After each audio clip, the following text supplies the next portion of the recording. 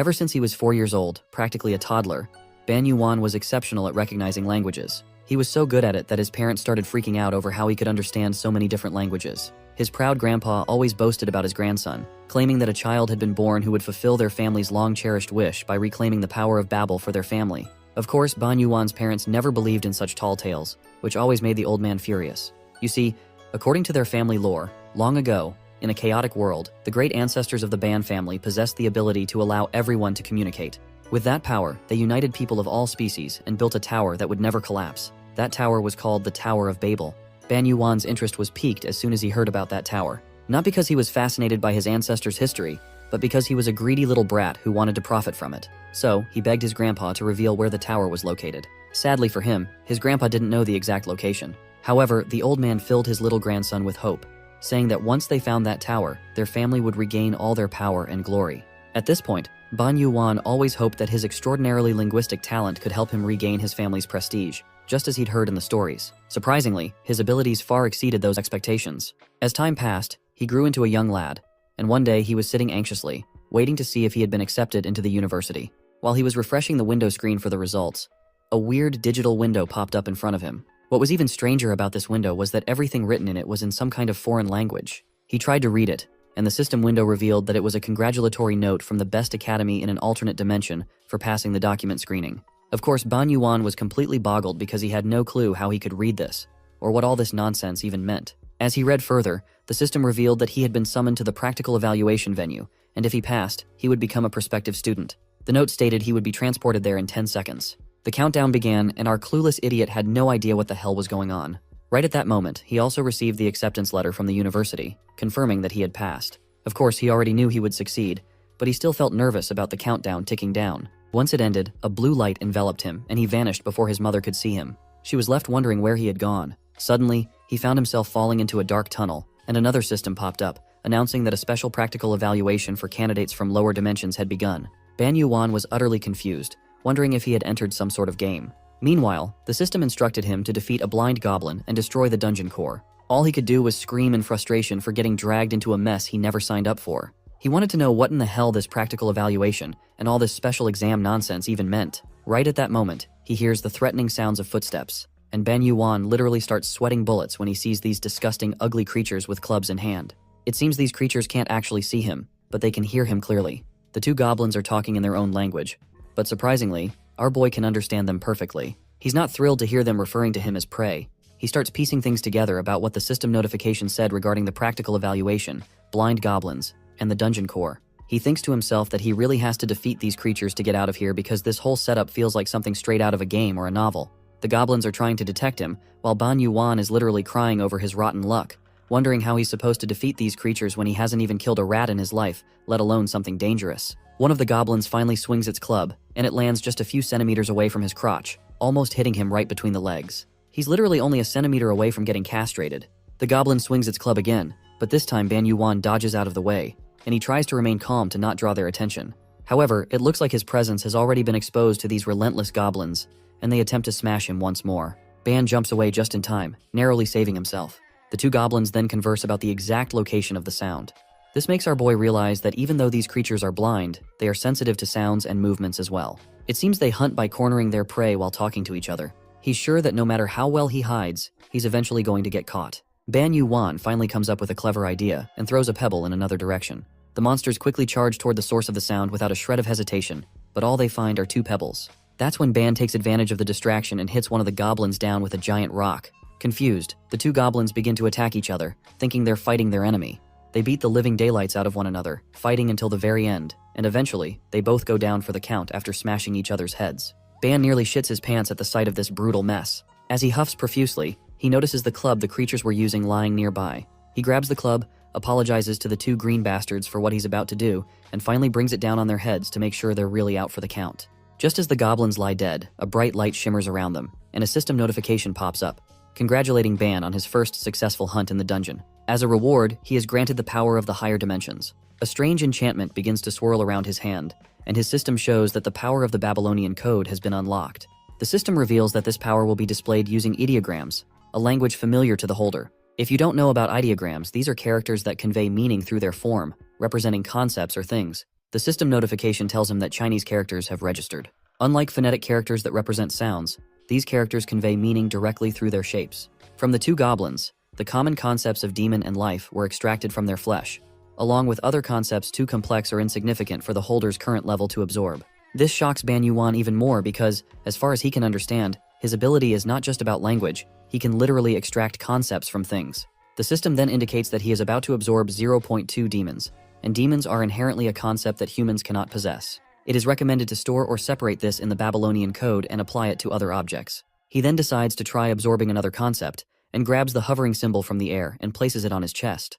The system promptly reveals that he has absorbed 0.4 life, increasing his life to 10.4 and enhancing his abilities and potential. He then absorbs 0.2 flesh as well, which raises his fleshiness to 10.2 and makes his body healthier.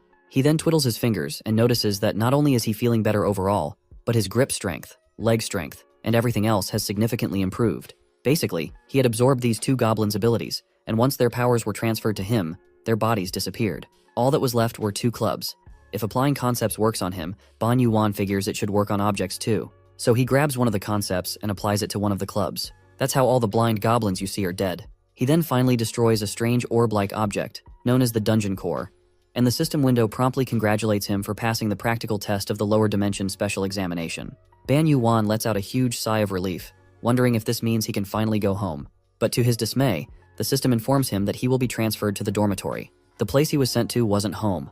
It was a world he had never seen before, a place called Union Academy. As he lands on the ground, another system window congratulates him on passing the practical exam and becoming a provisional student. The system then informs him to wear the assigned uniform properly and attend the interview, making sure to wear the Union Academy uniform with pride. Of course, Ban Yuan is cursing his rotten luck once again. He had finally been accepted into one of the universities back home, but now he's stuck wearing a school uniform all over again. Not that he has any options.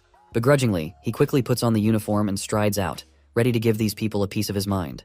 At the very least, he's thinking of demanding compensation for the transportation mess they put him through. But all of his frustration vanishes when he spots an absolute beauty in glasses sitting at the reception counter. Ban Yuan hesitates to approach her, wondering if she might be an alien with green skin like the goblins he just fought. But, alien or not, she's undeniably stunning. Once the lady notices him, she greets Ban Yuan as if she had been expecting him. She introduces herself as the professor of magic combat at Union Academy and expresses her delight to see him there. First, she congratulates him on passing the practical exam, and then asks if he knows how extraordinary his test results were, because he has caught the full attention of the entire faculty. Of course, Ban Yuan has absolutely no clue what she's talking about. Meanwhile, the professor continues, explaining that he's the first student in 500 years to create a new artifact during the evaluation. But our boy isn't exactly vibing with all of this praise. After all, he was dragged here without knowing anything and almost died in the process. The professor, however, is all smiles, thrilled beyond measure. She explains that his case is exceptional, even beyond what was expected from the special examination. Meanwhile, Ban Yuan is mentally tuned out, wondering when he'll finally get a chance to leave this academy. But then his eyes land on something strange outside, which is a massive pillar. He curiously asks the professor about the name of that pillar. She explains that the pillar is the very reason Union Academy was established. The academy exists to raise students with the greatest talents across all dimensions and help them reach the top of the tower. This, she says, is the ultimate aspiration of Union Academy, and the final hope shared by all dimensions, to conquer the Dungeon of Dungeons, the origin of all mysteries and dangers in this world, known as the Tower of Babel. This revelation hits Ban Yuan like a truck. The Tower of Babel, everything his grandpa used to talk about, the stories he'd heard growing up, it's all here, right in front of him. Even though Ban Yuan is thrilled by the revelation, there's one thing he still doesn't fully understand. They called it the Dungeon of Dungeons, so does that mean strange monsters have taken over the tower? But whatever the case, a smile spreads across his face, because he realizes the glory of his family, and everything from his ancestors will be revived once again. At that moment, he makes his decision to enroll in Union Academy. Thanks to the professor's special treatment, he's sent back home temporarily. After gathering his whole family and explaining everything that just happened, he prepares for his enrollment with renewed determination. Fast forward to his return, inside the lower dungeon of Union Academy in the Hobgoblin Cave, we meet Ban Yuan again. This time, he's completely obliterating the poor goblins out of existence, wielding his powerful enchanted gun with ease, the results of his training and newfound powers. The legend of his family begins anew, and Ban Yuan is just getting started. Now that we know how Ban Yuan reached this point, it's time to dive deeper into his abilities. You see, at first, he thought his power was limited to language, but after encountering various goblins, he began to seize concepts like demon, life, flesh, murder, and even shooting. This all changed dramatically with the Babylonian Code, an ability that lets him absorb, verbalize, and manipulate the very concepts of all objects around him. Whenever he defeats an enemy, Ban Yuan can acquire concepts that he can recognize. The more concepts he acquires, the stronger he becomes. For example, in his first dungeon, the Blind Goblin Cave, he seized several concepts from the goblins and imbued one demon into a club, strengthening it into a weapon. That club is now infused with ghastly energy and has become the first artifact created by Ban Yuan. At his command, the club reveals its true form, transforming and acting autonomously as a weapon. He hugs his new buddy so hard that it makes him blush, all thanks to this little guy, who helped our boy score some great evaluation results. Next, he decides to sort through all the concepts he has got. That's when he notices something among the concepts he snagged from the monsters, a brand new concept called soul. At that moment, his little club starts begging him to share this concept. My guy happily agrees, not just with the soul concept, but he also throws in some life ghosts and spirits. He quickly summons the concepts and embeds them into the club. The combined concepts create perfect harmony, causing a transformation in the artifact. The ghost and beast concepts automatically merge, resulting in an amazing synergy that goes way beyond their current potential. Thanks to the transcendental fusion, Ghost Beast 10 has been completed, and a snake known as the Ghost Beast appears before him. Honestly, I have no idea how his powers are working exactly, but I'll just pretend I do. As fierce as this beast looks, it turns out to be just a little snake that emerged from combining the Ghost and Beast characters, giving life to this new creature known as the Ghost Beast. Ban reaches out to touch it, but when he sees the snake's reptilian face, he hesitates. The snake seems to sense this and starts to look a bit sad. Eventually, Ban musters the courage to rub the snake's head, and the little fella quickly wraps itself around our boy's hand, and Ban even gives him a name, Eve. Before heading back, they decide to check out the growth stats. From what he's experienced so far, life seems to be a concept similar to a level in a game, while flesh represents physical stats. He's still puzzled about why the soul stat is so high. He starts to wonder if abilities like all-seeing eyes and all-hearing ears are somehow related to his language skills. In any case, he decides it's time to return. Once he hits the yes button, he begins to teleport to the Union Academy entrance ceremony. Once we arrive at the Union Academy auditorium for the entrance ceremonies, the whole place is buzzing with new students. In the middle of all the excitement, our boy pops in, catching everyone's attention with his unexpected entrance. He's a bit startled by the sheer number of people around him, but he quickly activates his all-seeing eyes. These special eyes let him read everything depending on his proficiency, allowing him to understand the aura and spirit of his surroundings more deeply. Just as he thought, unlike him, who entered through a special admission from a lower dimension, the regular students who came through the normal process look really strong, even at first glance. As he scans the crowd to find his seat, a giant, ugly bastard suddenly appears in front of him and asks if he's from the lower dimension. He warns our boy not to wander around and to stay out of his sight. My guy just waves them off and starts walking his own path to avoid any commotion. It's clear that those who came in through the regular process have high opinions of themselves and look down on him because he's from a lower dimension. Even here, the ones with power and strength are looking down on those beneath them, which isn't so different from his home planet Earth. He wonders if this attitude is the same everywhere in the world where these people live. Suddenly, someone calls out his name and tells him to come here to sit. As he approaches, he notices only 4 seats, with 3 people already occupying them. He wonders if this is where the special admission students from lower dimensions are supposed to sit. This whole setup is practically screaming racism to him. When he uses his eyesight skills to assess these people's abilities, what he sees completely boggles his mind. Not only are these guys powerful, but they've got enough strength to wipe the floor with the regular students. The blonde guy sitting in the first seat turns out that he already knows our boy. He's the handsome roommate Ban met at the dorm before the entrance ceremony, though their first meeting was a bit unusual. When Ban first entered the dorm room, this blonde dude actually pulled a sword on him. But before things got messy, Ban quickly reminded him that they're both freshmen, which means they're roommates. Blondie apologizes for his earlier behavior, admitting he just finished a practical evaluation, so his nerves were a bit on edge. He asks if Ban's okay, but judging by Ban's sweaty face, it's clear he's not feeling great at all. He is, however, more captivated by how this blonde dude literally looks like a prince from a fairy tale, though he's got quite the temper. Still, considering Blondie apologized first, maybe he's not such a bad guy after all. They sit together and chat about their experiences. When Ban shares his story about fighting blind goblins, Blondie can't help but make fun of him, saying even a new recruit with basic training could take down a goblin easily. Naturally, this annoys Ban, who mutters to himself about how this guy is 100% oblivious. Speaking of fights, Ban suddenly remembers he needs to wash his uniform.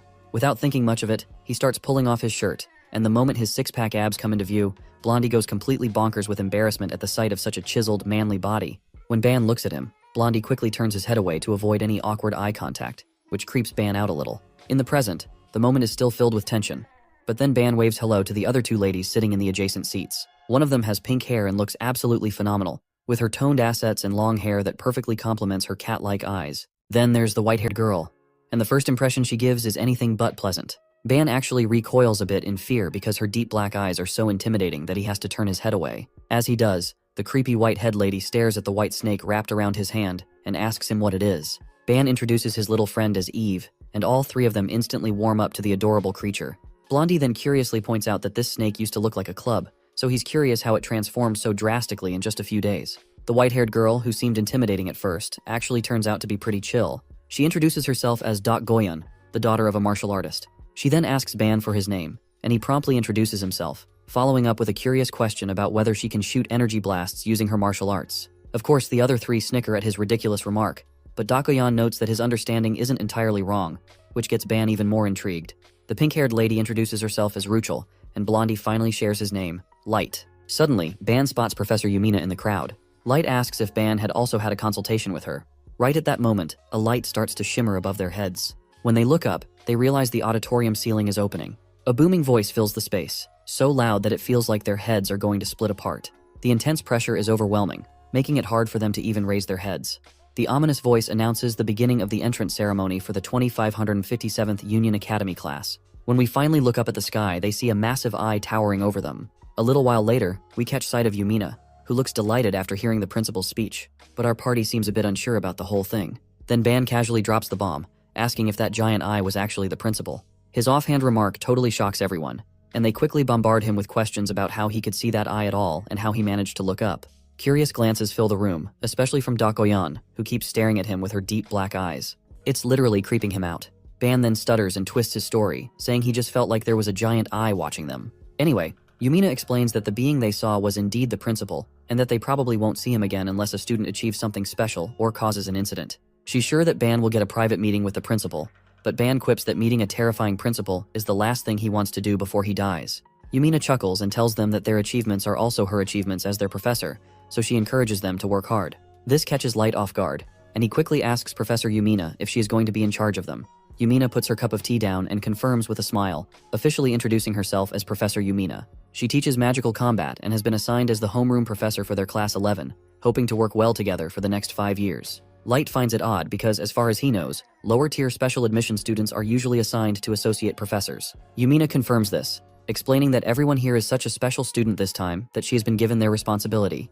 She decides to give them a piece of advice, which is to be careful of the regular students' jealousy and hostility. Her words carry weight, and Ban can't help but think that the jealousy and hostility she just mentioned aren't just about academic competition.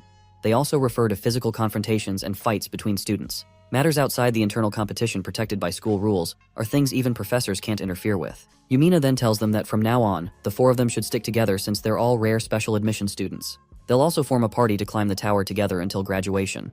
With that, Yumina concludes their session and snaps her fingers to bring out a small gift she has in store for everyone. She promises to explain the rules and details after they receive the artifact. Right at that moment, she produces a pendant, declaring it to be their student ID card. She reminds them that they can use this student ID to identify themselves, access all facilities on campus, and even teleport anywhere within the Union realm. Later, once the trio uses their pendants, they are actually teleported outside of the Academy building. But they soon arrive back into the building, which makes them let out a heave of disappointed sighs. I'm not sure why they are disappointed, but I will guess that the pendant forced them to teleport back, since they are not allowed to go outside yet. Anyhow, Light adds that they'll need to keep their student IDs on them if they want to enter the tower. But then the cat girl asks why Ban was left behind alone. Light says he has no clue, but the black-eyed girl suggests that maybe the principal sensed Ban's presence too. She suspects that out of all the students, he was the only one who could look directly at him. So there is a possibility that the principal also felt the presence of Ban as well. The scene then flashes to a little while later, where Yumina is on a phone call. She tells the caller that they were just about to have a tea party, but it looks like they'll have to cancel because the principal wants to meet with him. A bit later, we see Ban's terrified and anxious face. He's literally sweating his balls at the thought of having a private meeting with the principal on the first day, even though he hasn't caused any trouble. The principal instructs him to look directly at him because his true form is not here. Ban finds out his principal is talking through a doll. The principal asks him to address him as his master and decides to explain why he called our boy for a meeting. Usually the master tries not to interfere with the student's growth, and if his students are weak, he leaves them as they are. If they are strong, he lets them stay strong. He further says he doesn't care if any of his students die in the tower or end up surviving to one day gain glory. He then reveals that he is only chasing one goal, which is to witness someone who reaches the end of the tower with his own eyes. With a harsh tone, the master makes it clear that everything is meaningless to him other than seeing someone reaching the very top of the tower. The protagonist becomes silent for a second after hearing all of this, and then questions what he means by meaningless. Ban then also recalls his grandpa's words and understands that the tower has existed since the time of his ancestors, and the Ban family is determined to take back the tower as well. The protagonist knows he's ready to achieve all the glory and strength, even if it requires sacrifices like his own life. He remains determined to conquer the tower, but wonders why the professor and other students are chasing after the tower's end. He then asks this mysterious man why he comes all the way from other dimensions to climb the tower and wonders what the tower really is. The master thinks his answer through properly and reveals that the tower is a gateway to the divine. It's a challenge. Ban remains confused, but his master assures him he has no reason to interfere with the student's hard work, but he's thinking about making an exception this time by helping our boy. Of course, Ban doesn't understand what he's saying.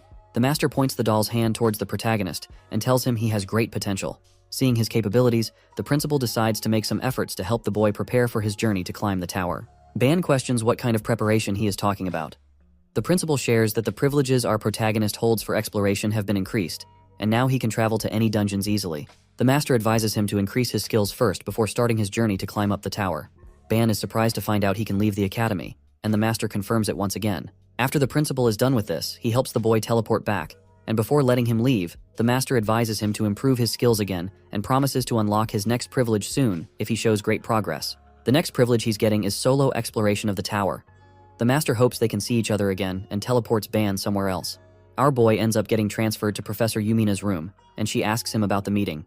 Ban finds his head on her lap and becomes surprised to see her again. He quickly gets up out of embarrassment. Yumina tells him the master's personality is very strange, and he never likes visitors. She notices his pendant and is surprised to find out he's been given permission to leave the academy as a student. Ban has no idea if it's a big deal, and remembers the master advising him to improve his abilities quickly. She tells the boy it really is a huge deal and helps him understand that he can now freely explore dungeons beside the tower and also has the freedom to visit external cities at will. She still doesn't believe a student has so much privilege and tells our boy that with this freedom he can gain a lot of experience and prepare more than others. Ban understands her and is relieved the master wasn't advising him to grow stronger because he's totally weak and lacking behind. He smiles awkwardly. Professor Yumina calls him lucky for the privileges he has gained and shares that it's hard for the teachers to leave the academy at this time since it is the Union Academy. Yumina reveals that everything inside the academy favors students only and can be a hassle for the professors. Our boy understands her, and she helps him learn that with the new privileges he has gained, the protagonist can easily explore dungeons and visit new cities whenever he's free. Yumina shows how envious she is and wishes she could also enjoy snacks whenever she wants. The professor recommends Ban to visit an external city known as Ronica and shares there's an amazing spring temple that's worth a visit. Ban is confused by the professor's sudden change in behavior, and before leaving, he asks if she wants something from the city. After a while, the protagonist starts walking towards the new city. He finds the weather amazing and remembers Professor Yumina's request. She informed him about the famous amazing honeymoon wine that's made by the temple priests. She assigns the protagonist a mission to bring back at least 2 bottles of liquor. Ban still can't believe his professor is asking students to run errands for alcohol.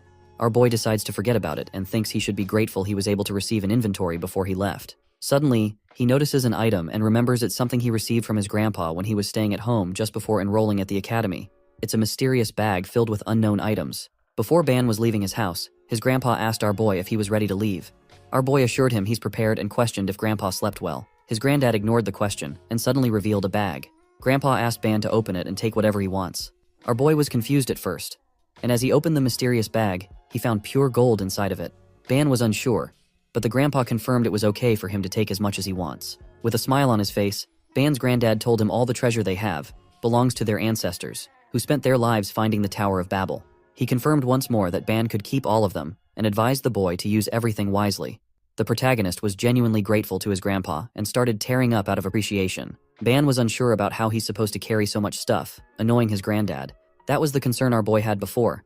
But since now he has authority over an inventory, the protagonist smiles and calls it super useful. He is able to fit all of his items inside the inventory without any hassle, and since he remembers his grandpa teaching him that gold is a valuable item everywhere in the world, our boy decides to take a few pieces of gold. After he is done with preparations, he finally reaches the city of Ronica and becomes excited to set his first foot into the new world. As he finally enters the huge city, our protagonist finds out that despite being in a completely different dimension, the cityscape looks very similar.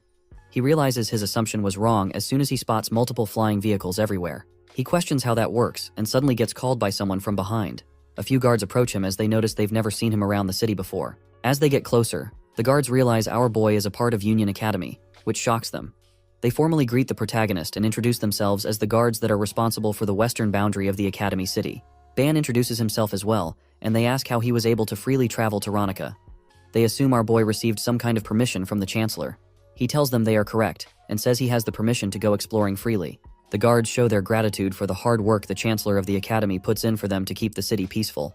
Ban awkwardly laughs and learns his academy is very influential. Since he is a first-year student, the guards assume he doesn't know much about Ronica City and how everything works, so they offer to help him learn more. The guards tell him they will provide him all the guidance since it's a part of their job, and if he is unable to understand something, he is free to ask them. The protagonist decides to take their offer and points towards the hoverbike. Ban tells them he wishes to get one of these bikes and questions how much a hoverbike costs. With the help of the guards in Ronica City, Ban gets his hands on the hoverbike and starts riding it to make his way back toward the academy. The hoverbike makes our boy feel amazing. He soars through the sky and remembers asking the guards to help him buy one earlier. The city guards were a bit confused and informed Ban that even the normal model of a hoverbike costs around 250,000 ronya, which can be very expensive for a student like him. Ban is surprised to find out it's known as a hoverbike and doesn't understand how the currency works in this new world. Our boy decides to exchange a gold bar for it instead, not knowing it's worth a lot. The guards end up getting surprised and question how the protagonist was able to get his hands on such a huge gold bar. Ban reveals his grandpa gave it to him, but they don't believe the gold bar is real. Ban learns that even a single gold bar is worth 7,500,000 ronya, and finds it fortunate that he received something so valuable from his grandpa. He thinks about thanking the old man, and as he makes his way back to the academy, our boy notices his pet snake, Eve. He asks about its opinion and shares that he infused the hoverbike with Yo and Gi attributes, turning it into a living artifact similar to Eve. The protagonist decides to name the hoverbike Lilith and hopes both his living artifacts get along with each other. Eve understands him, and while driving around the Babel Tower, our boy thinks his journey was worth it, as he was able to buy liquor for his Professor Yumina and even found a sibling for his pet artifact, Eve. After finishing all his tasks, the protagonist smiles and decides to head back to the academy. After delivering the liquor to the professor, our boy finally joins his friends and starts feeling extremely sick. Ace Light gives him a glass of water and expresses his disappointment in Ban. His friend is unable to believe the protagonist ended up coming back hungover after leaving his friends without a word for some random meeting. Ban apologizes and tries to defend himself. He tells them the professor didn't let him leave, and in the end, they both ended up drinking the liquor together. Dogko notices a flower badge on the protagonist's uniform and asks if it's a sign he's going to be representing their group in return for sharing drinks with Professor Yumina. Ban gets confused but thinks Dogko is right. While munching on his food, Azlight realizes they have no choice but to go with the decision since it's from Professor Yumina, who's in charge of them. Dogko shares her opinion and tells everyone she's the only one worthy of representing their group, which shocks both Azlight and Ban. She tells them it's because she's the strongest among all four of them. Dogko asks Ban about his opinion, but Azlight intervenes and makes it clear to her that all four of them are equals. He thinks she's putting it in a strange way and decides to clear her misunderstandings regarding what she just said. Azlight says her attitude and arrogance will be horrible for their future tower climbs and tells her he does not believe she is the strongest in the group. Dogko smiles as she finds it funny hearing equal comrades coming from someone who asked Professor Yumina if it's possible to climb the tower alone. She thinks there's no equality in that either. Acelight becomes embarrassed and tries to make excuses. Ban and Ruchel remember he really did ask such a question of the professor. Acelight awkwardly tells both of them he just asked it out of curiosity and assures them he wants to be in a party with all of them. Ban starts to feel hopeless and sees animosity building up before their morning class begins. He now understands that he should have planned everything out in advance. Ban knows their group is going to experience a tough start. Despite having no particular reason to lead his group and become the president, our boy now understands the reason why his professor chose him out of everyone. It's because Azlight is oblivious most of the time, but has a strong sense of pride. Dogko, despite being incredibly strong, is bound to make a lot of enemies because of her self-centered attitude. Ruchel has a passive attitude, but she lacks the personality to lead the group. Ban sighs as he finds out the real personality of special admission students. Our boy tells the whole group to calm down and hear him out first. Ban thinks that, in his opinion, the leader doesn't need to be the strongest among the four of them and says it's better if they are weaker. Dogko doesn't understand what he's trying to say. Ban helps her understand that if the class president is the strongest person, they are surely going to make decisions on their own, and someone who has the responsibility to unite the class shouldn't do that. His party members hear him out, and the protagonist tells them the leader of their group needs to be someone who is able to offer good solutions for everyone, and it's also important for him to be in the middle of the group. Ban says he has the most easygoing personality, so in his opinion, he is the only one worthy of becoming the class president. Dogko doesn't agree with him, but since Ban has already been chosen by the professor to be the class president, she decides to go along with his reasoning for the time being and lets him off the hook. Our boy thanks her for understanding and feels relieved. Dogko tries to be honest, and with a cold expression, she tells everyone she only wishes to lead the protagonist. Our boy doesn't understand what she's trying to say. Dogko tells them there are a few things she doesn't agree with. But since she wants to get what she desires, she is willing to accept someone as unnecessary as her classmates as well. Acelight and Ruchel are a bit shocked to hear this. Dogko hopes they can see each other again and leaves. Our boy tries to anxiously calm down his roommate and becomes a bit disappointed after experiencing such a morning on his first day of school. Ban becomes tired and questions why a simple school morning feels like he's on a battlefield. The protagonist decides to give himself a break and understands that it will take time for him to resolve the issue of pride among the group members. Ruchel asks Ban about something. She excitedly questions if he still has the cute snake he showed them earlier and tells our boy she wishes to at least touch it once. Ban realizes the academy is filled with multiple challenges, and in his first lesson as the class president representing everyone in a room filled with many unique individuals, our boy ends up facing a new difficulty as one of the students challenges him in a fight to see if the leftover students are skilled. At the training ground, Ban stands with his group as they all face the special students. The professor decides to start the first lesson with some light sparring and asks the students about their opinions. Class 11's special students start acting insane and demand a sparring session against the leftover students, which include the protagonist. They're all mad and don't believe the professor chose our boy as the class representative. The special students try to challenge Ban. Seeing them riled up, our boy feels awkward. Acelight learns that the Union Academy assigns students to different classes based on their skills and abilities. He realizes the students of the special class already seem to hate Class 11 for some reason. Ban anxiously shares that it's most probably because he's wearing the flower badge that's provoking all of them. Erecto, a muscle-headed student, notices the flower badge our boy received from Professor Yumina and feels mocked by the protagonist. The musclehead grits his teeth in anger seeing Ban wearing it in front of him and chooses to never acknowledge the protagonist. Erecto starts screaming and demands a sparring match against Ban. He asks the professor and ends up getting permission easily. The professor asks our boy to come forward as he is going to face Erecto in a sparring match. Professor Yumina checked on her students from her office and was surprised to see what was happening. She found it ridiculous that her pupils were having a joint session with the Academy's special class on the very first day. To make matters worse, the first period happened to be the brutal, comprehensive, practical combat subject. Special admission students from lower dimensions can't possibly spar against an upper dimension being. Someone higher up must have scheduled the curriculum with this twisted prank in mind. Professor Yumina could sense malice in this setup. The associate professor in charge of the lecture seemed a little too forceful when he called Ban Wuyan's name up to the arena to spar with Erecto. The young man must have felt something fishy with the whole thing too. So, he raised his hand, concerned for his well-being as his combat skills were still lacking. He won't really gain anything from the match other than injuries. In response, the associate professor deducted 3 points from his point total. The bald bastard did not accept his concern as a valid excuse to not spar. Ban got the vibe that the instructor was just trying to drag him out to be humiliated in front of everyone. He continued to argue for his right to withdraw, citing that he was accepted as a special admission student because of his unique ability and not his combat skills. Ban asserted that it would make more sense to assess his capabilities through another method instead of forcing him to fight. The bald freak could not hold it anymore. A mere student was schooling him verbally, and Ban is not the type to back down when he's in the right. Angry and frustrated, the bald freak deducted another 5 points from his total. Left with no other choice, Ban surprisingly proposed a counteroffer.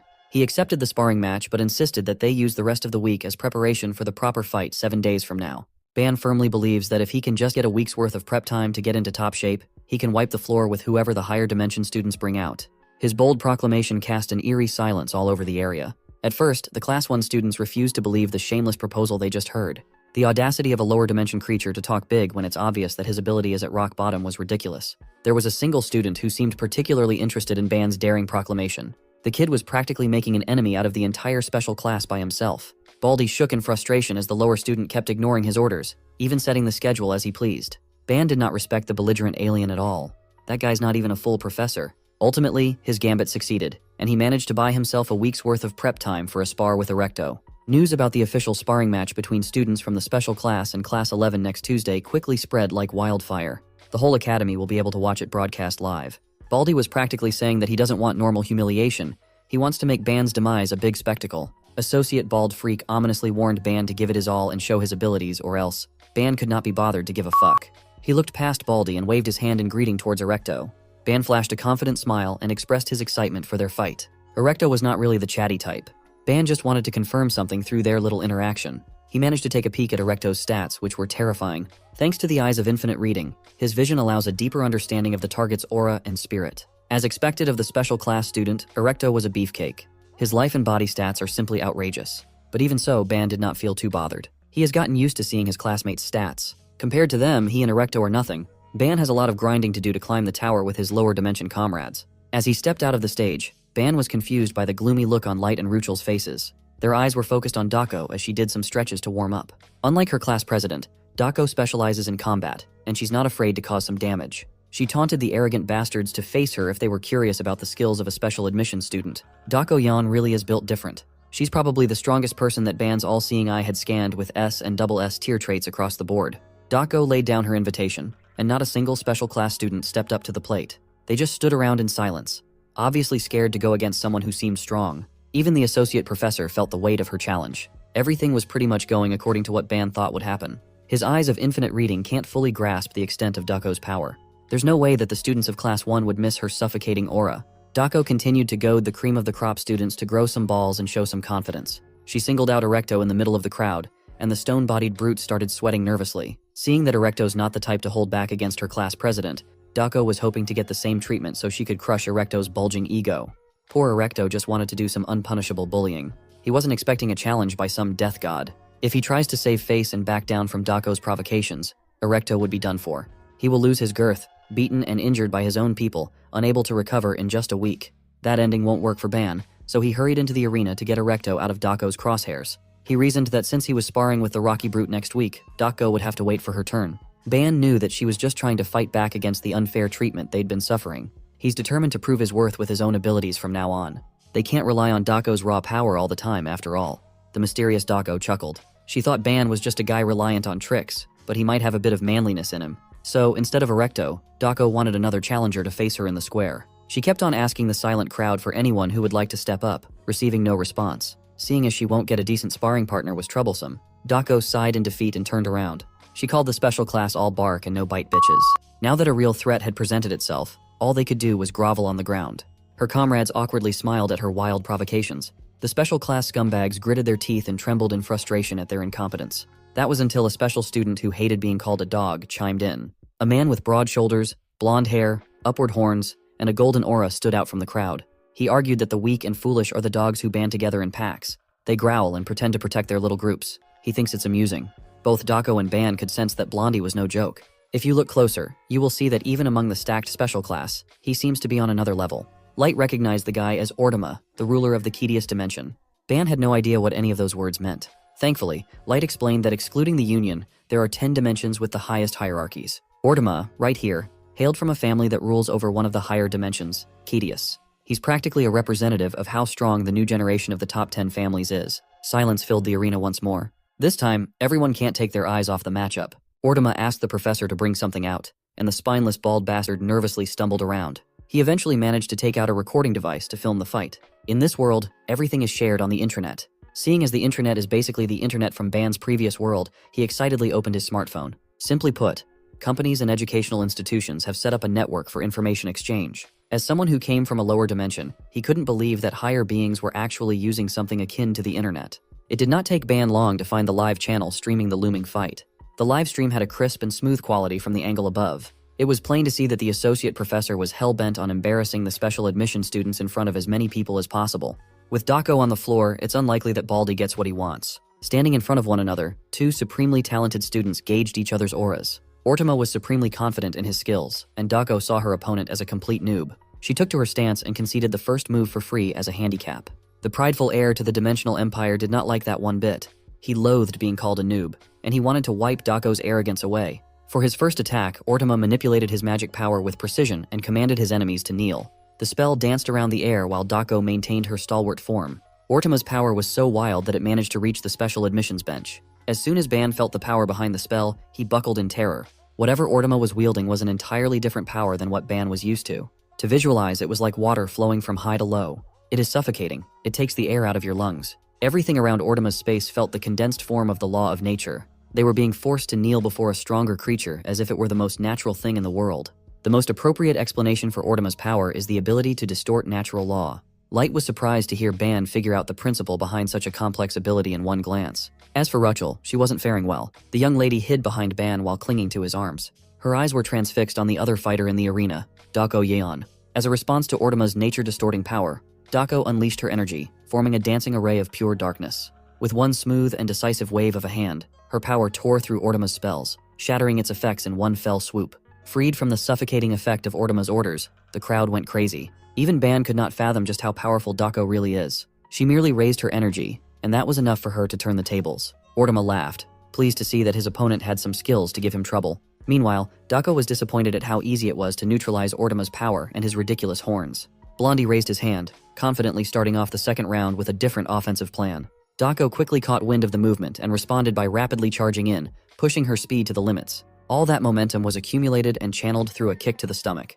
Ortama foolishly thought that the enemy would let him get 2 full spells out without interruption. Unfortunately for him, Dako is a veteran fighter. She knows her stuff. Against her attacks that increased in damage the closer they hit, Ortama had to use both hands for defense just to minimize the pain. While he was still reeling, Dako seemingly teleported behind and continued with her playful taunts. Slowly losing his head, Ortama swung behind him only to hit nothing but air. Everything had been going according to Dako's game plan. As expected, the movements of the special class's best bet were laughably stiff and clumsy. Dako reckoned that someone must have spoon-fed Ortama everything he had, resulting in a sloppy fighter. At this point, the young master was just seeing red out of anger. He attacked like a wild animal, scratching and clawing away without making contact. Light could not believe his eyes. One of their classmates was actually overwhelming Ortama, the ruler of Ketius. That must mean Dako Yan is an entirely different beast. Ban noticed that Ortama must have been used to suppressing his opponent's movements. From that point, he can probably defeat anyone with his ability to distort natural law. But against a real seasoned fighter, all his cards were useless. At this point, the ruler of Ketius looked a lot more like a training dummy being thrown around so freely. Against someone impossible to dominate and suppress, Ortama is like a helpless child. Ban watched the fight with his eyes of infinite reading activated, and found that Ortama had monstrous powers and physical abilities, but had never trained his body. Dako is dominating a dimensional ruler, and Ban is grasping every principle of the battle in real time. Light was starting to realize that his comrades were both monsters in their own right. The sparring session had long since turned into an endless brawl, with Ortama being forced to defend at all times. To someone like him, being forced into this position was more insulting than just being defeated in one shot. His little lapse of focus to cater to his pride left a hole wide open for Dako to exploit. She was starting to grow tired of Ortama's delusional words. Maybe if she cut it off, they could just fight in peace. Much to her surprise, Blondie called upon the power of thunder. Dako quickly reacted upon sensing danger, dodging to the side. Ortama started throwing an uncontrolled temper tantrum. Forget about the sparring session. He wanted to freaking kill Dako right then and there. School rules be damned. She could feel that he meant it too. The bastard was just that crazy and butthurt. Hearing a spoiled young master talk about death and killing did not sit right with Dako. Those are not concepts that a kid like Ortama should speak about so lightly. To demonstrate her disapproval, she made the dark energy looming around her body dance. They twisted and turned as they coalesced between her hands. Ortama and Dako went all in as they clashed with both of their most destructive weapons in hand. Before the devastating explosion of raw power unfolded, Professor Yumina finally arrived to clean up the mess with a clap of a hand. As soon as her hands touched each other, the arena was filled with illusory flowers from every angle. The flowers killed off the destructive energy of both combatants. The white tiles they were standing on had turned into a prairie of pink and white blossoms. Both Dako and Ortama were confused as to what was happening. Professor Yumina asserted that the academy doesn't encourage students to fight for their lives. She would prefer to see them go all out and use all that aggression against the monsters in the tower instead. Under the light of the sunset, the arena and even the stands were filled with Professor Yumina's power. She pointed one finger up, and the flora started rising as if they had lives of their own. Everyone just looked around in awe of such a beautiful use of magic. Ban considered how complex the technique must be if the flowers were illusions. They looked like real flowers, and they had a strong and fragrant scent too. Ortama clicked his tongue before turning around and walking away. He might be a special student, but that doesn't give him the pass to disobey a respected professor. Dako, on the other hand, praised her class advisor for being strong. Professor Yumina smiled back, and she hurriedly looked away. As soon as she got back to the special admission bench, Ban asked how it felt to be up there. He also thanked her for showing him such an insightful fight. Ruchel had finally reached her limit and fell against Ban's back. Seeing how wildly she was trembling out of fear, Ban asked if Ruchel was still afraid of Dako. He actually found her behavior quite cute. From a distance, Professor Yumina can be heard and seen admonishing Associate Professor Farrell for today's disastrous first lecture. She did not approve of any sparring sessions of some kind. Not only was it allowed, but it was also left to escalate without limits while the supposed instructor watched on the sidelines. The bald bastard had lost all his arrogance in front of a real professor calling him out so openly. Professor Yumina will not settle with just an apology. She wants justice for her students. She also noticed something out of whack earlier. So Professor Yumina walked towards Ban. She used her finger to fix the flowery brooch on her student's chest. As the class president, she reminded Ban that dignity is everything. Part of that is never wearing the badge of honor upside down. The dumbasses of the special class saw this, and all of them nearly had a heart attack out of envy. With that, Professor Yumina made her exit to take care of other faculty business. Sure, the kind professor came to stop the fight from getting too wild. But with her last act, she managed to stir up more trouble for Ban. Most of the boys see him as a fly trying to get close to the goddess of flowers. Today's events quickly made their way to the intranet through forum posts. News about Dako Yeon, a special admission student capable of dominating Ortama in a spar, was a hot topic. Given that Ortama's projected to be the top student of the year, there's a lot of buzz around his actions. The recording of the fight itself was posted by Associate Professor Farrell. In a span of a day, most people have seen how pathetic Ortama looked as he was forced to act like a turtle to weather Dako's attacks. The intranet loved Dako. They loved her look and strength even though she was only a freshman. There was also a clip of Ban bargaining for some prep time and succeeding. They dubbed him the bargaining master. Fast forward to the end of the recording, everyone's goddess, Professor Yumina, de-escalated the conflict and fixed Ban's badge. The intranet mob saw how she interacted with Ban Wuyan, and every type of hate comment was uttered in multiple posts and comments. The special admission comrades just became aware that the whole world was talking about them at this point.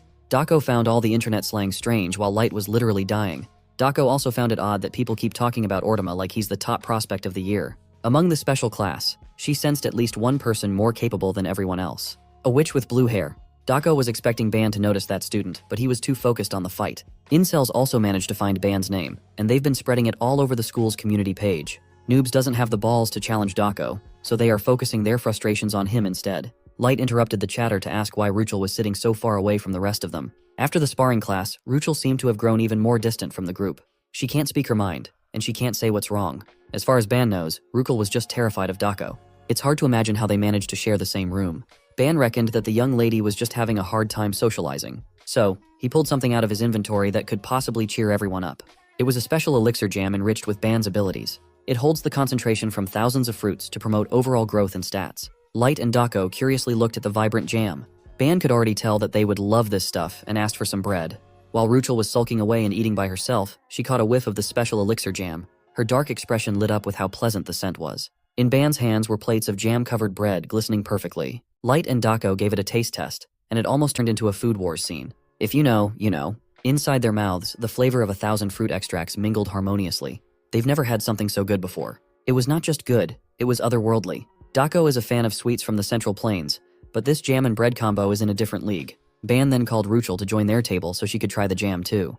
The hunger and curiosity in her mind were stronger than the fear she felt for Dako. Finally, the young lady pulled her chair close to Ban and politely asked for a jam sandwich too. As soon as she bit into the perfect dessert, Ruchel's worries melted away in bliss. She called it the essence of the fruit itself, the fruitiest fruit ever. Light was curious about how Ban made something so delicious with his ability, and Dako desperately wanted more. After a few more rounds of unlimited jam sandwiches, Dako felt as though she was eating something way too precious for free. Ban asserted that making the jam wasn't that expensive. He was just glad to share good things with his team. They can just consider this a return favor for the kindness they've shown him. But Dako is an oddball. She stood up, yelling that she had finally made up her mind. In return for the jam sandwiches, she vowed to personally teach Ban martial arts. In the middle of an old-school training room, a teleportation gate opened. Ban and Dako stepped out of the light. Being new to all forms of dimensional travel, Ban struggled quite a bit. At least they found a space big enough to train properly inside the academy. The room must be a reflection of the user's preferred environment. Ban was dragged out of his lunchtime to come here, so he was eager to see what Dako had in store for him. She responded by picking up a wooden sword and swinging it around at frightening speeds while warning him not to move carelessly. Dako started the lesson by assuming her stance and driving the wooden sword forward with intent. She aimed the tip on his face, and the momentum behind the stab was palpable. The blade stopped inches away from his face as he imagined just how much damage he would have sustained if she attacked for real. Thankfully, this was just her demonstration of the concept of thrust. It is a move without a shred of hesitation and doubt. It's hard to believe that a human can perform such a terrifying, piercing strike. However, for a brief instance, Ban discovered something in Dako's attack. His eyes of infinite reading desperately focused up, eager to see through what made the attack so powerful. Just like he thought, hiding in her movements was a new concept. It was the concept of penetration. He was supposed to learn swordsmanship, but all he could focus on was the concept of penetration. Dako resumed her crash course lesson, forcing him to focus and pay attention. Apparently, thrust doesn't exist in just one form. At higher levels of comprehension, a thrust can be done with anything. For now, they'll be focusing on the most basic and fundamental meaning of a thrust. Once more, she showed a simple and quick attack while keeping her soul student engaged. She urged Ban to focus on how many times he thrust, his angle of attack, what he mimics in his head while performing the thrust, and ultimately, with what force or aura he should thrust. There are basically countless variations, but the ultimate basics are pretty much the same. At the end of the day, it's just a thrust. Ban should be able to learn it, right? Sure, Dako might say that what she demonstrated are the fundamental basics, but her actions showed the level of a master who refined a single concept to its utmost. What she showed was far more profound than just mixing several concepts together. Done with her demonstration, Dako handed the wooden sword to Ban. It's his turn now. He awkwardly prepared and excused his clumsy imitation in advance. Dako was certain that no one could perfectly copy her form from the start. If that's the case, then the years she spent mastering the blade would be meaningless. Before she could finish her thought, an oppressive feeling of the air being pushed away by Ban's thrust stunned her to silence. Seeing the young man grasp the concept of her blade after seeing it just once felt like a sick joke. Ban wasn't satisfied with his first try. He focused up and tried to replicate Dako's form as much as he could. Until now, he's been too focused on just mixing concepts together. He used to think that combining random concepts would be his ultimate path to success, but not anymore. He's starting to realize that he can become so much more powerful by refining what he already has. Thinking deeper, he wondered why he caught the concept of penetration when there were so many other characters for thrusting. It must have something to do with Doko herself. To her, a thrust is an attack that must pierce its target without fail. It's a deadly move meant to snuff life out of your enemies. By his next few tries, Dako had stopped talking altogether. She only spoke up to tell him to stop in the meantime, as there was no need to push his body too hard right from the get-go. As an assignment, Ban was tasked to try and refine what he just learned in a larger space and against an opponent that he could kill. With the training session finished, Ban was assaulted by multiple system prompts. They were notifications regarding his comprehension of concepts like penetration, martial arts, and swordsmanship. He basically raised his stats by swinging a sword a few times. It wasn't some trivial increase too. His stats actually skyrocketed. With his improved grasp on the concept of movement, his eyes of infinite reading gained some massive points. The concept of penetration was a new addition, and it has already reached 16 points. His swordsmanship progress never rose, no matter how many goblins he killed back in the trial. Yet here it is, shooting up to 20 all at once. Ban's combat abilities have practically doubled overall. Dako is the type of person who can accept her defeat even if it comes unexpectedly. She never would have thought that he would be able to display the essence of the technique, free from the form of a weapon, in just a few minutes. If just showing the tech made it easy to understand and imitate, no one would ever struggle to train for years to master it. Ban's just an anomaly among anomalies. He unexpectedly turned the tables on Dako. He returned the compliment, praising Dako for being such a good teacher that he was able to grasp the concept immediately. Ban wasn't lying either. He really paid attention to her every movement and sensed the profoundness behind each action. It made him wonder if a person could really reach Dako's level. He got so absorbed in the depth of it all that he lost track of time.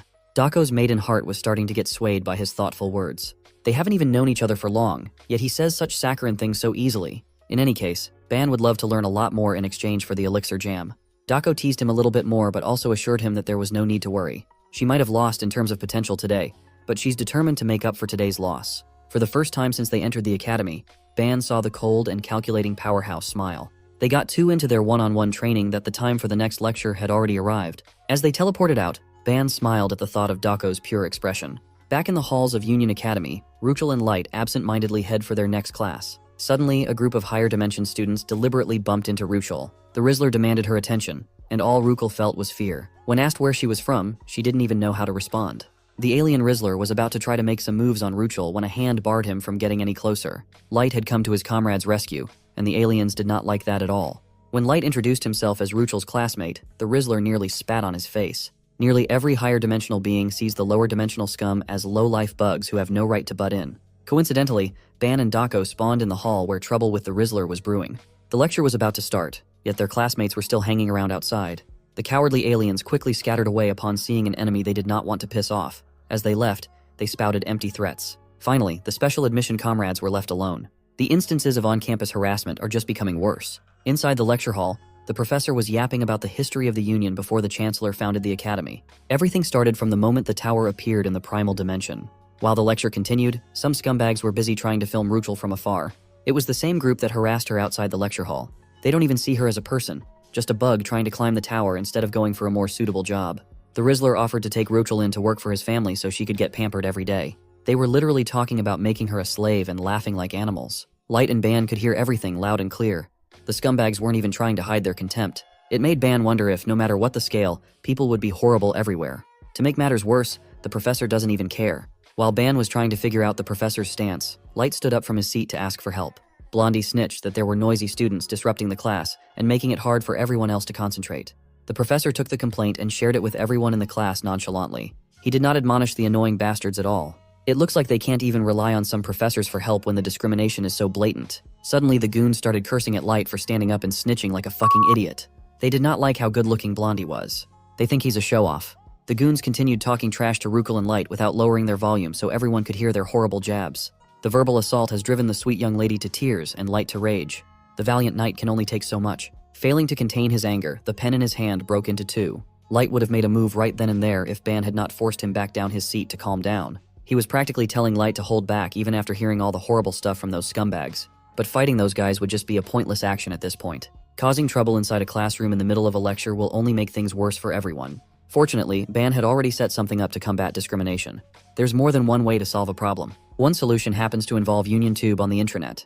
He actually clipped all the horrible stuff coming out of the goons at the back. Those kids can keep laughing like idiots. It would only make them appear more obnoxious on the live stream. All that filthy talk during class will be free for everyone to watch. If you're wondering how Ban was able to set a camera up at a perfect angle, the simple answer was none other than Eve. The trusty ghostly beast carried a small camera and filmed the whole stream. The people on the intranet flocked to the live stream, trashing the goons for spouting a bunch of vile insults. Ban cleverly titled the stream as Union History to subtly stir up public opinion even more. There's just no way he would let those bastards get off easily after making Ruchel tear up. Finally, the three stooges were informed about the live stream and tried their hardest to find the camera.